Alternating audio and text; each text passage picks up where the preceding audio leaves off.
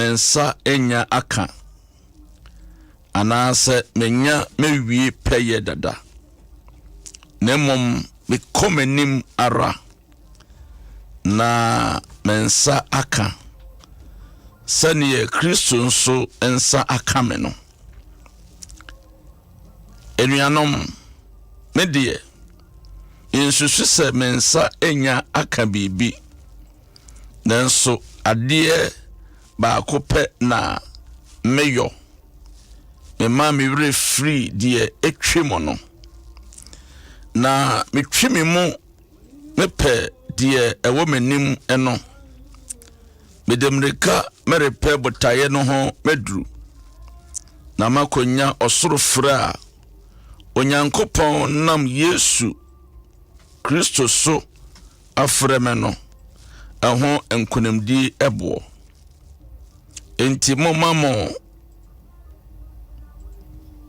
momododo a yeye pe no enwene saa na sabiribi wo ho a modweno no fofora eno nso onyankopon beyi no edi akyeramo wei ene onyankopon asam etrasam no se Paul enkunim di Paul ninkunim di yenyina yenim abrantie Paul a man who was a notorious person, a criminal, very violent person. None any a ding or pentokwa or yet a crow jim or your sisifo or your woodini or your dada for baby a ntoko will be a or crowd be Paul. Baby a chrono will be a crowd be Paul. Baby a sisia will be a crowd be Paul. Baby and papem will be a crowd be Paul. Then swinging in one day, Bible no say, Oshia Obarama Yesu. Obama Yesu denen sakano.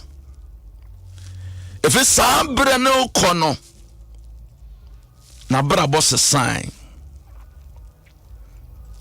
In the Acts chapter 9, no cry Bible say, a bra or 12 fomono. Woman na a can of hono eti. Omu se Paul a shiasi. Nanso a some party and yame catch the one idea. Yame catch a Paul idea. Woman can of hono anti. Asamoa nyame ekachire Paul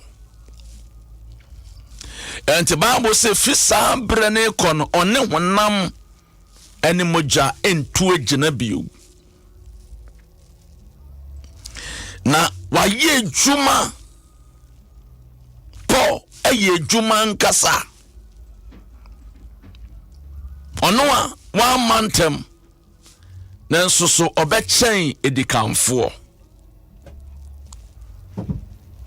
ya bono pa ya tete no pa ohuna mane pa ya na ya de pa na ninyina mu no se enye samedie mense nya aka ana se mewie peye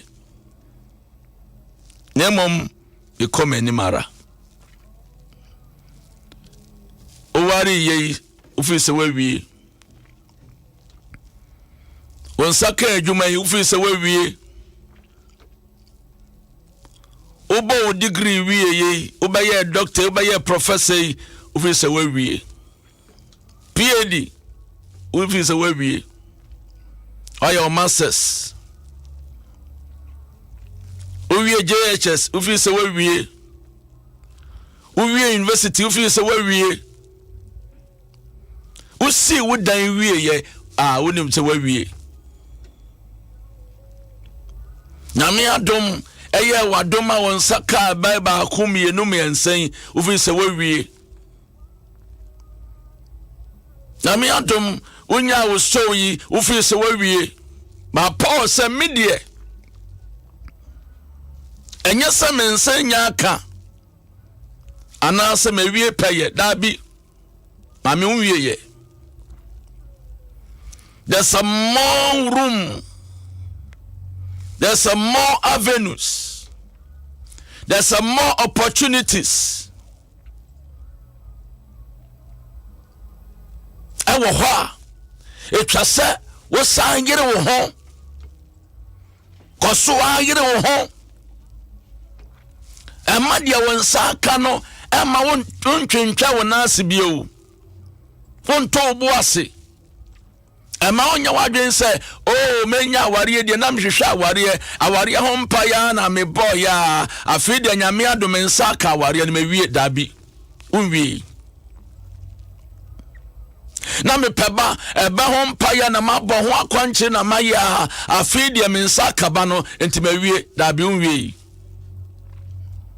na ka me papers akwa ka baabi maya manyame adom na me nsaka me papers enti mewie dabi unwi.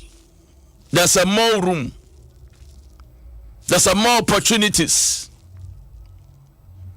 Onyame asiesie nioma bebre ade amayen.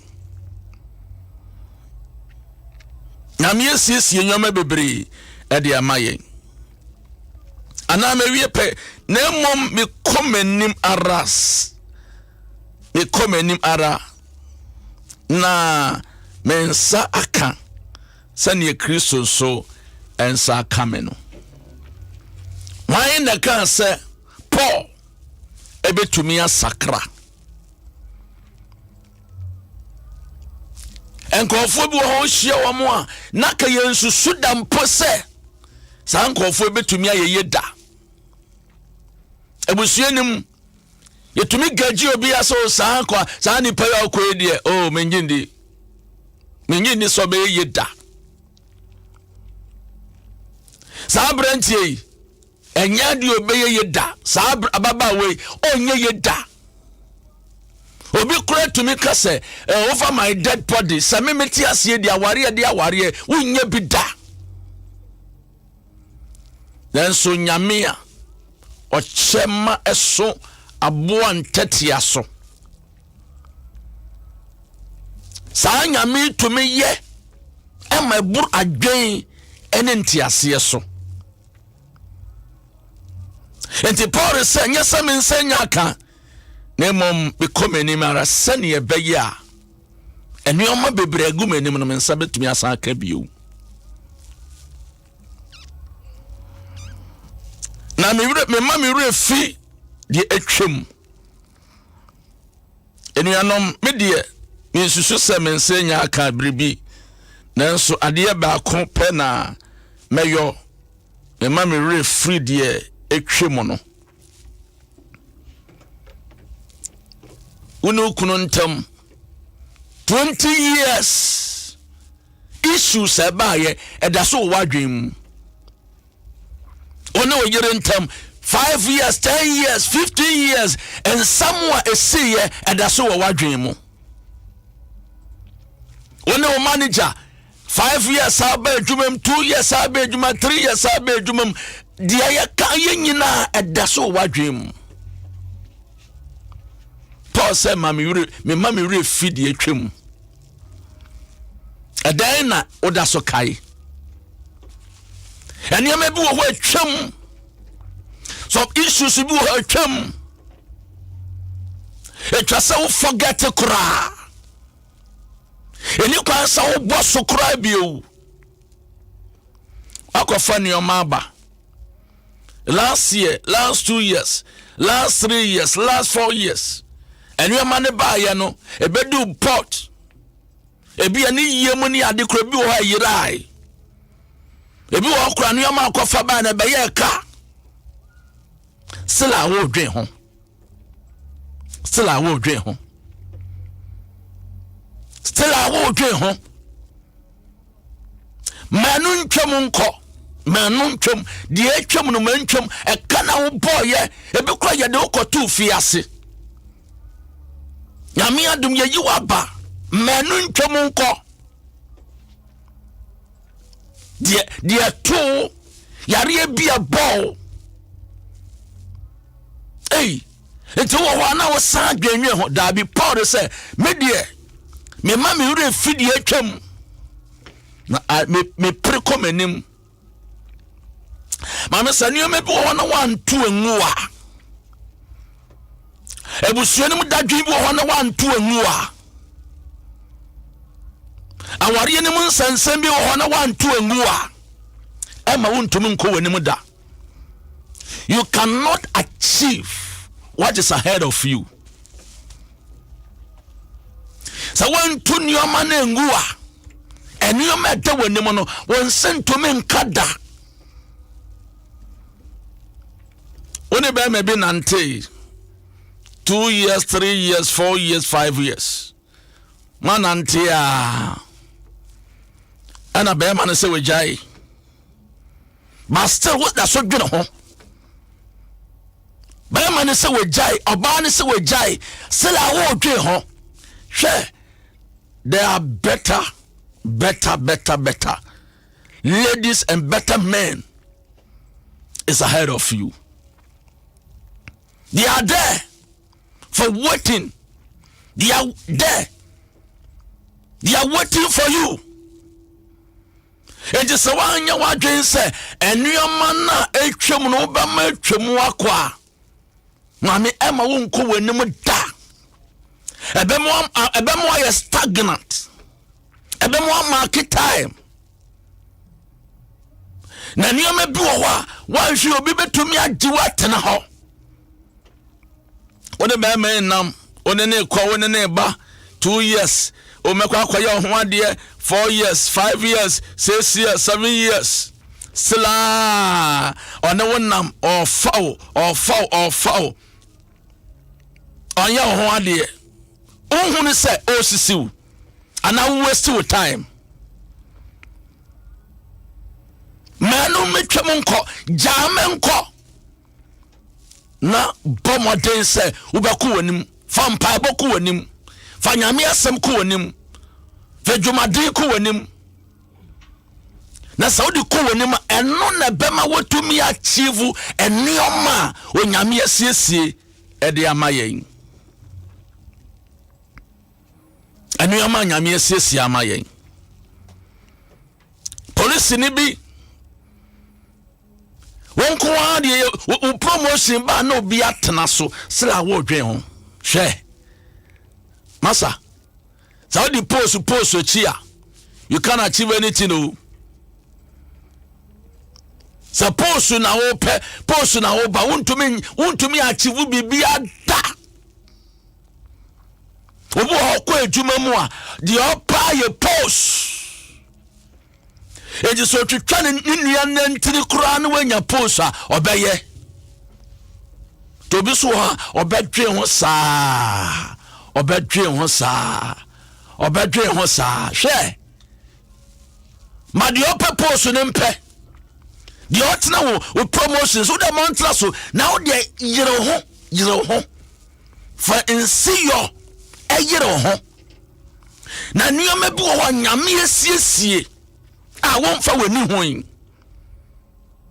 e ma wa kumam e wonye ho na saa nioma no se nyame ma eba my sister obehu ne se di ono twetwa wona ntiri purpose no obehu se you are head of him or her in everything. Obehu se uwo nanim kura nenim kura di otwitwa wona ntiri di opower sell di o mayi wadi eneda so wakomam sasu mesi pa de mesi so yakonyo mpa mentra no soda mentwem nko nyame asiesia de papa bi nyame asiesia nhyire bi wasiesie ne mnyambi kasiye bi mpuntuo bi akanko bi nyame asiesie is ahead of you and no pre sawon sabeka oda so twemanson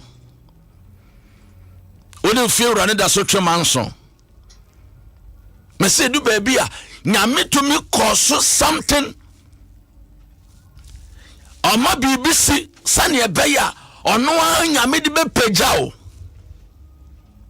nyame de be pagyaw to tumi ho obi ho tumi ma fie wura bi tetew the fie wura de tetewa no wo tu ya wo tu na ekwan foforo bie. So I always say when this door close, another door open. When this door close, another door open. Say pruwe toa. Say nipa to sa pruwe ya nyame betumi ebie pono foforo e de amame ana de amaw. Enti ati tibia sana Joseph ni nuanom ni mo se wo mo piempia no mo toni se daachi ni nie be yakase emma ensam a okachira wo da yeso a okachira wo no ebebem emma ma akwakoto na ye ko mo nton da ko mo nton no na so no mo piempia ni nyina no na wo mo nim se Joseph and a die sono and no more share ema bemo a die sono me see baby wo nim eno na pray na hwehwe ade papa bi enhyire bi enemunyam bi knowledge bi wo nim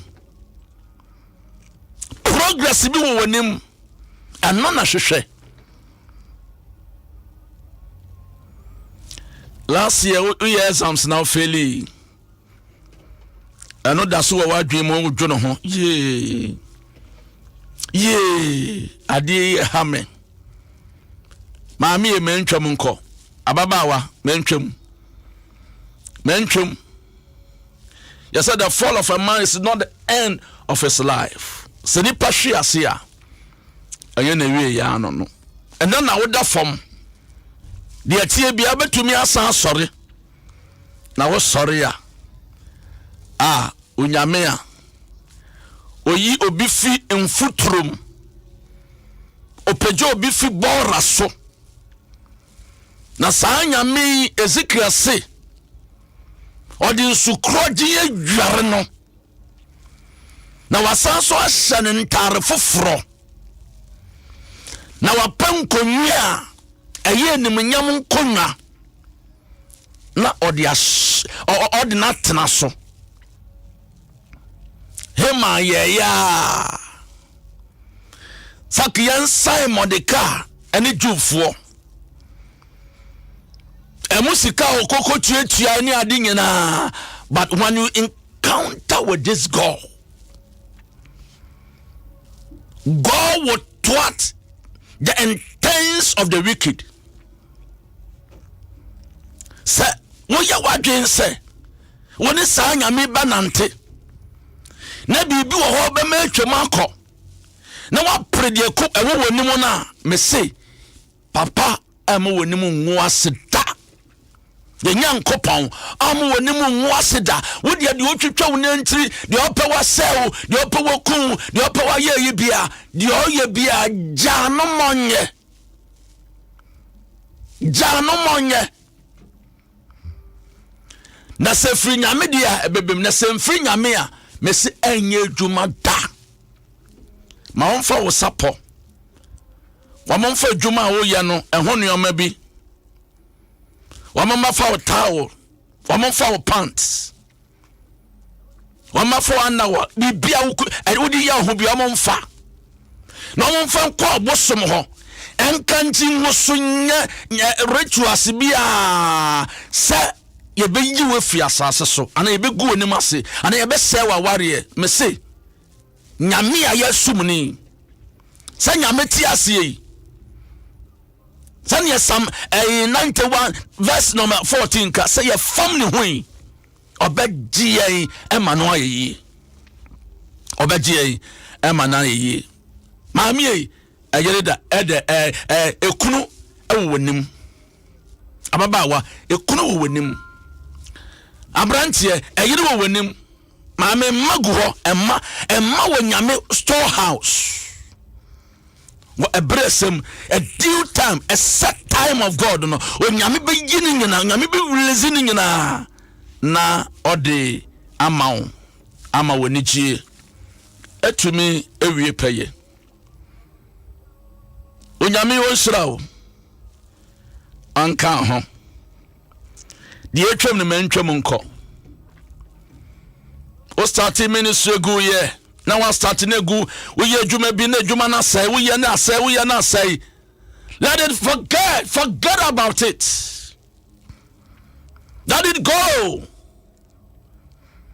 There's some more room, there's some more opportunities. There's some more great things ahead of you.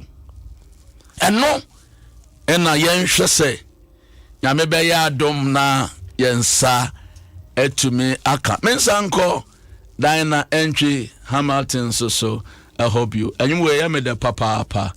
I know the I made the pa.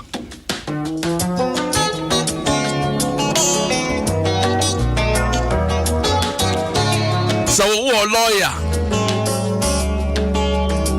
That's a lawyer you did my I have been through. And the baby cry lawyers no mun to me name my. But when you have the judge, I do baby, I was something to me. I call circuit courts, a bit to me. I call appeal court, and the court a cahoning na. Name senior do Supreme Court to her. Now you dimma wa. Hey, no court, and a bit to me a trim view. To what someone, and now what someone, a radin fan call. Also Supreme Court na ye ni wasamma o docket ne da eda ho eda soro ho nyame ye ho adwuma. So the essence of my praise is centered on your grace. But I said Adom nyame shira. I've been through a lot but grace sustained me. This Friday, all believers all night will come on. So the essence of my praise is centered on your online. Enti menfendi agro Friday ye be wiem pa ye wro. My lawyer in that courtroom. You be sugu urade so. It was you, my soldier on that battlefield.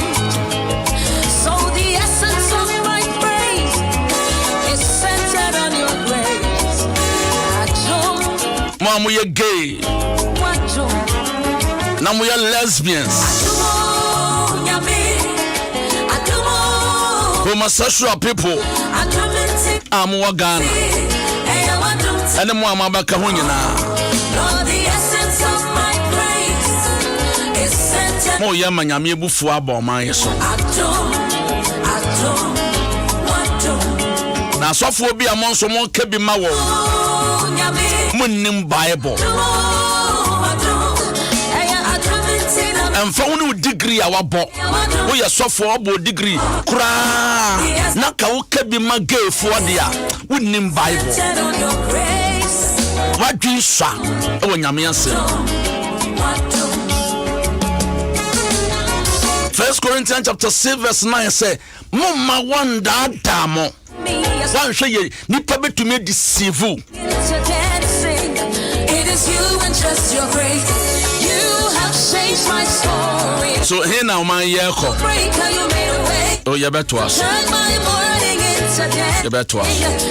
Maybe me lie amount 0302216561 0302216562.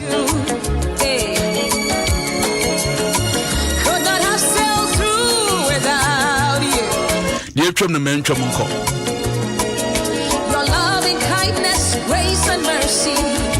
So be the initiative. So the essence and I will know why you gay.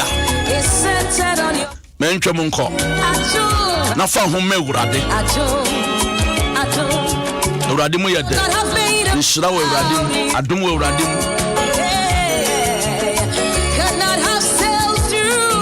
Okay. 0302216561 0302216562. Hello. Hello. Yes, sir. Good morning. Oh, my way in from Kakra. It's a noise.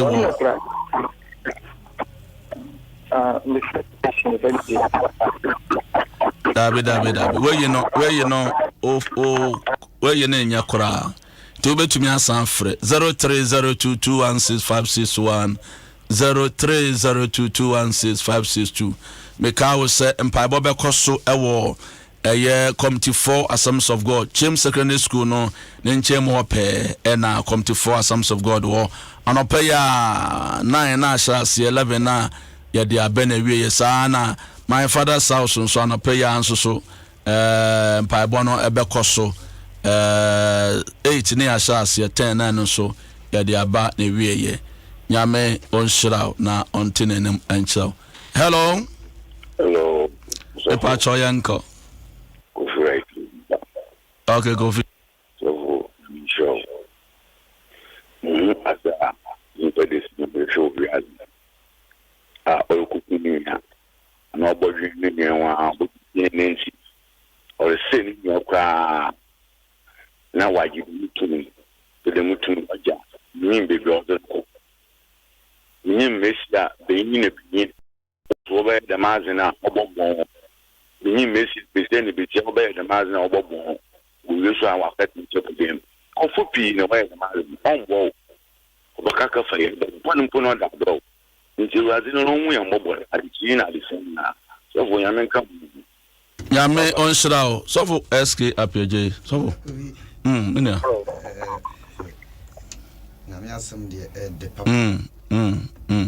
Come me last one and Cora bring cook room not taught your brains dada the papa. I be na work no be na me person the can on hold on why baby na me person baby na me person me can okay Paul dey na work no say ade ba ko a e ho na me odi asi nani so so odi ade ba ko si wani so a e ho so me urade eye wa ho tin on say okache saruba be say ensa ahye dwuma woni so na mo pese mo ye no enye wo wa ho odin ana nye wunyansa emu ya saforate megidi ese obia de bibia sinani so 2021 ba pod wo say ade ba ko omani refidi atwam me my first topic no wake up because so the ade si woni so a onya na hogono dabi ebia ware ne si woni so disia ebia edansi ne si woni so disia but obenya nkofo bia ombaye sambalatifo ewurade nyame omo bat one ye distraction ne man ne che so betwa woni se de Peter Yesu sebra no mframa na ebo de sina ne so wo kɔ Yesu che ti apostle na ntete se de wonam cement so enam valanda bi so o Yesu twa nani no hwɛ mframa ebo ehuma etu no we wani fra urade so a de obesi wani so no the boss am de me pese me through but aye na me but I bet how de asi wani 2020 atwamo fa bibisi wani so wo de si wani so adebo and I no pay community 4 Central Assemblies of God and I pay me free ho na me de mesi me so se me ko and yes me so se me ai it me free community 4 Central Assemblies of God ewo chim na se creator school no enchen hwa woni mo ahwe ho ene ye de bibi be sie no so ye bobo sampa ye my god because nyame ni mo a ye bebre ye be enye ye mpo so fu nyame ni mo a enye ye ubetimi de aware asi woni so nyame ni mo a abayifu yi o mo de ubesi won se na ye Erade show bibia nti ye hia acha 9-11 2 hours ya na bi no announcement was it you best start bia na ni apo one so ade mumu o mampeni papa ya hye 2 hours once obi o che ye be pon ye be chassis na ni apon be sa cha 1